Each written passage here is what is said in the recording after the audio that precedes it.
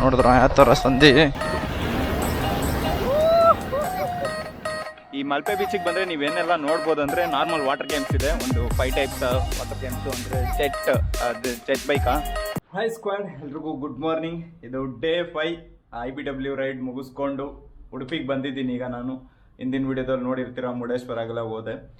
ಮುರುಡೇಶ್ವರದಿಂದ ಈಗ ನಾನು ಉಡುಪಿಗೆ ಬಂದಿದ್ದೆ ಒಂದು ತಪ್ಪಾಯ್ತು ಅನ್ಸುತ್ತೆ. ಯಾಕಂದರೆ ಬರ್ತಾ ದಾರಿಲಿ ನಾವು ಮಾರ್ವತ್ತೆ ಬೀಚ್ ಇದೆ ಅಲ್ವಾ, ಒಂದು 2 ಸೈಡು, ಒಂದು ಸೈಡು ಸಮುದ್ರ, ಇನ್ನೊಂದು ಸೈಡು ನದಿ ಇರುತ್ತಲ್ಲ, ಆ ಒಂದು ಪ್ಲೇಸ್ನ ದಾಟ್ ಬಂದ್ಬಿಟ್ಟಿದ್ದೀವಿ. ಅದನ್ನ ನಾನು ನೈಟ್ ನೆನ್ಪು ಮಾಡ್ಕೊಡಿಲ್ಲ. ಆ ಒಂದು ಪ್ಲೇಸ್ ನೋಡಬೇಕು ಅಂತ ತುಂಬಾ ಆಸೆ ಇತ್ತು, ಅದೊಂದು ಮಿಸ್ ಆಗೋಯ್ತು. ತುಂಬಾ ಬೇಜಾರಾಗ್ತಾ ಇದೆ. ಈಗ ರಿಟರ್ನ್ ನಾನು ಹೋಗ್ಬೇಕು ಅಂದರೆ 60 ಕಿಲೋಮೀಟರ್ ಹೋಗ್ಬೇಕು, ಮತ್ತೆ 60 ಕಿಲೋಮೀಟರ್ ರಿಟರ್ನ್ ಬರಬೇಕು. ಕಡಿಮೆ ಆದರೂ ನಾನು 120 ಕಿಲೋಮೀಟರ್ ಎಕ್ಸ್ಟ್ರಾ ಆಗುತ್ತೆ. ಅದೇ ಒಂದು ಯೋಚನೆ ಮಾಡ್ತಾ ಇದ್ದೀನಿ ಏನು ಮಾಡೋದು ಅಂತ. ಸಖತ್ ಬೇಜಾರಾಗ್ತಾ ಇದೆ. ನೈಟ್ ನಾನು ಮುರುಡೇಶ್ವರದಲ್ಲೇ ಸ್ಟೇ ಆಗಿದ್ರೆ ಕರೆಕ್ಟಿಗೆ ಇರೋದು ಅನ್ಸುತ್ತೆ. ನಾನು 100 ಕಿಲೋಮೀಟರ್ ಮುಂದೆ ಬಂದ್ಬಿಟ್ರೆ ಚೆನ್ನಾಗಿರುತ್ತೆ, ನಾಳೆ ಸ್ವಲ್ಪ ಕಡಿಮೆ ಆಗುತ್ತೆ ಅಲ್ಲ ಅಂತ ಬಂದ್ಬಿಟ್ಟೆ. ಬಟ್ ಈಗ ಅನಿಸ್ತಾ ಇದೆ ಯಾಕೆ ನೆನ್ನೆ ನನ್ಗೆ ನೆನಪಾಗಿಲ್ಲ ಅಂತ. ಯಾಕಂದ್ರೆ ನೆನ್ನೆ ಬೆಳಗ್ಗೆ ನಾನು ಸುತ್ತಾನೆ ಇದ್ನಲ್ಲ, ಆ ಒಂದು ಇದರಲ್ಲಿ ಬರದಲ್ಲಿ ಮರ್ತೇ ಹೋಗ್ಬಿಟ್ಟಿದ್ದೀನಿ ಆ ಮಾರ್ವತ್ತೆ ಪ್ಲೇಸ್. ನಾನೇ ಇರಲಿ, ಆಗುತ್ತೆ ಕೆಲವೊಂದೆಲ್ಲ. ಈಗ ಇಲ್ಲಿ ಕೃಷ್ಣನ ದೇವಸ್ಥಾನಕ್ಕೆ ಹೋಗ್ತಾ ಇದ್ದೀನಿ. ಕೃಷ್ಣನ ದೇವಸ್ಥಾನಕ್ಕೆ ಹೋಗಿ ನೆಕ್ಸ್ಟು ಬೆಂಗಳೂರು ಕಡೆಗೆ, ಮಂಗಳೂರಲ್ಲಿ ಒಂದು ಹಾರ್ಬರ್ ನೋಡಿಕೊಂಡು ಬೆಂಗಳೂರು ಕಡೆ ಹೊರಡದೆ. ಅಲ್ಲೊಂದು ಸಬ್ಸ್ಕ್ರೈಬರ್, ನಮ್ಮ ಫಾಲೋವರ್ ಸಿಗ್ತೀನಿ ಅಂದಿದ್ದಾರೆ, ಅವ್ರನ್ನ ಮೀಟ್ ಮಾಡೋಣ. ನೆಕ್ಸ್ಟ್ ದೇವಸ್ಥಾನದ ಹತ್ರ ಹೋಗ್ತೀನಿ, ಅಲ್ಲಿ ನೋಡೋಣ. ನಾನು ಮಾಡಿರೋ ರೂಮಿಂದ ದೇವಸ್ಥಾನಕ್ಕೆ 4 ಕಿಲೋಮೀಟರ್ ಇದೆ. ನಾನು ಔಟ್ರಲ್ಲೇ ಬಂದು ಮಾಡಿದೆ ರೀ. ದೇವಸ್ಥಾನದ ಹತ್ರ ಎಲ್ಲ ಆಲ್ಮೋಸ್ಟ್ ರೂಮ್ಸ್ ಫಿಲ್ ಆಗಿತ್ತು. ಮತ್ತೆ ಇನ್ನೊಂದೇನಂದ್ರೆ ಕೆಡ್ತಾಗಿರೋಂಥ ರೂಮ್ಗೂ 1000 ರೂಪಾಯಿ ಹೇಳ್ತಾ ಇದ್ರು.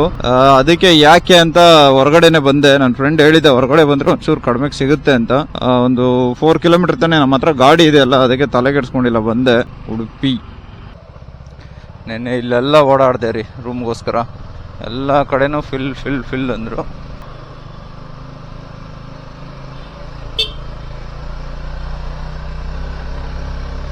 ನೋಡಿದ್ರ ಯಾವ ಥರ ಸಂಧಿ.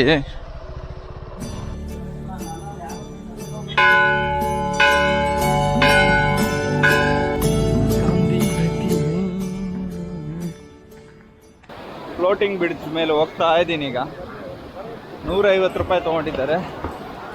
ಆದರೆ ಮುರುಡೇಶ್ವರಗಿಂತ ಸ್ವಲ್ಪ ಲೆಂತ್ ಇರೋ ಥರ ಇದೆ. ಮುರುಡೇಶ್ವರದಲ್ಲಿ ಸ್ವಲ್ಪ ಚಿಕ್ಕದು ಅನ್ನಿಸ್ತು, ಬಟ್ ಇಲ್ಲಿ ತುಂಬ ಲೆಂತ್ ಆಗಿರೋ ಥರ ಐತೆ. ಒಂದು ಎಕ್ಸ್ಪೀರಿಯನ್ಸ್ ಅಷ್ಟೇ ರೀ, ಆದರೆ 150 ರೂಪಾಯಿ ಜಾಸ್ತಿ ಅನಿಸುತ್ತೆ.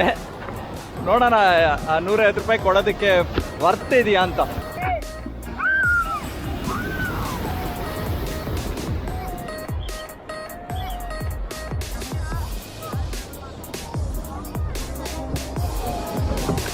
ಬಂತು ನೋಡಿ ಅಲ್ಲೇ.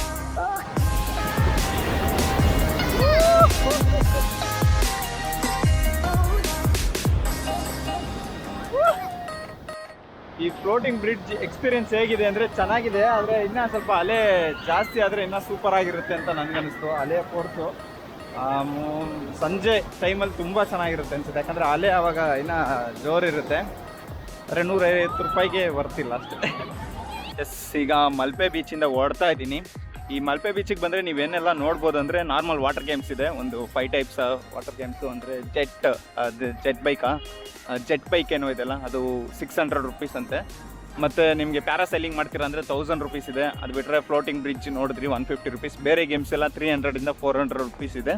ನೀವು ಮೇರಿ ಐಸ್ಲ್ಯಾಂಡ್ಗೆ ಹೋಗ್ತೀರಾ ಅಂದರೆ 400 ರುಪೀಸ್ ಇದೆ ಪರ್ ಪರ್ಸನ್ಗೆ. 1 ಅವರ್ ನೀವು ಆ ಐಲ್ಯಾಂಡಲ್ಲಿ ಟೈಮ್ ಸ್ಪೆಂಡ್ ಮಾಡ್ಬೋದು.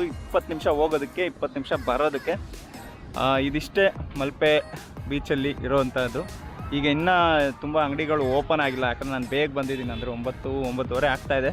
ಇವತ್ತು ಮಂಡೇ ಆಗಿರೋದ್ರಿಂದ ಜನನೂ ಕಡಿಮೆ ಇದ್ದಾರೆ. ಬೇರೆ ಟೈಮಲ್ಲಿ ಸ್ವಲ್ಪ ಜನ ಜಾಸ್ತಿ ಇರ್ಬೋದು ಅನಿಸುತ್ತೆ. ಈಗ ನೆಕ್ಸ್ಟ್ ನಾನು ರೂಮ್ಗೆ ಹೋಗಿ ಚೆಕ್ಔಟ್ ಮಾಡಿಕೊಂಡು ಅಲ್ಲಿಂದ ಮಂಗಳೂರು ಹಾರ್ಬರ್ಗೆ ಹೋಗ್ತಾ ಇದ್ದೀನಿ. ಇಲ್ಲಿಂದ 60 ಕಿಲೋಮೀಟರ್ ಹತ್ರ ಇದೆ. ಏಕೆ ಸ್ಕ್ವಾಡ್, ಈಗ ಉಡುಪಿಯಿಂದ ಹೊರಟಿದ್ದೀನಿ. ಉಡುಪಿಯಿಂದ ಮಂಗಳೂರಿಗೆ ನೋಡಿ 48 ಕಿಲೋಮೀಟರ್ ಇದೆ. ಅಲ್ಲಿ ಮಂಗಳೂರು ಹಾರ್ಬರ್ ನೋಡಿಕೊಂಡು ಅಲ್ಲಿಂದ ಬೆಂಗಳೂರಿಗೆ. ಓವರಾಲ್ ಉಡುಪಿಯಿಂದ ನಾನು ಲೆಕ್ಕ ಹಾಕಿದಾಗ ಟೋಟಲ್ ಕಿಲೋಮೀಟರ್ 430 ಕಿಲೋಮೀಟರ್ ಬಂತು. ಗೂಗಲ್ ಮ್ಯಾಪಲ್ಲಿ 9 ಅವರ್ಸ್ ತೋರಿಸ್ತಾ ಇದೆ ಬೆಂಗಳೂರಿಗೆ ರೀಚ್ ಆಗೋದಕ್ಕೆ. ಆದರೆ ನಾನು ಇನ್ನೂ ಅಲ್ಲಿ ಮಂಗಳೂರು ಹಾರ್ಬರ್ ಎಲ್ಲ ನೋಡಿಕೊಂಡು ಬಿಟ್ರು ಕಡಿಮೆ ಅಂದರೂ ಒಂದು 10ರಿಂದ 11 ಅವರ್ ಬೇಕು ನನಗೆ. 11 ಅವರ್ ಮೇಲೆ ಆಗುತ್ತೆ. ನನ್ನ 1 ಅವರ್ ಅಂದ್ರೂ ಇಲ್ಲಿಂದ ಈಗ 11:40 ಟೈಮು. ಕರೆಕ್ಟಾಗಿ 12 ಅವರ್ ಲೆಕ್ಕ ತೊಗೊಂಡ್ರು ಮ್ಯಾಕ್ಸ್ ಟು ಮ್ಯಾಕ್ಸ್ 11 ಗಂಟೆ 10 ಗಂಟೆ 11 ಗಂಟೆಯಲ್ಲಿ ರೀಚ್ ಆಗೋ ಥರ ಟ್ರೈ ಮಾಡ್ತೀನಿ. ನೋಡೋಣ ಎಷ್ಟು ಬೇಗ ಆಗುತ್ತೆ ಅಷ್ಟು ಬೇಗ ರೀಚ್ ಆಗೋಣ.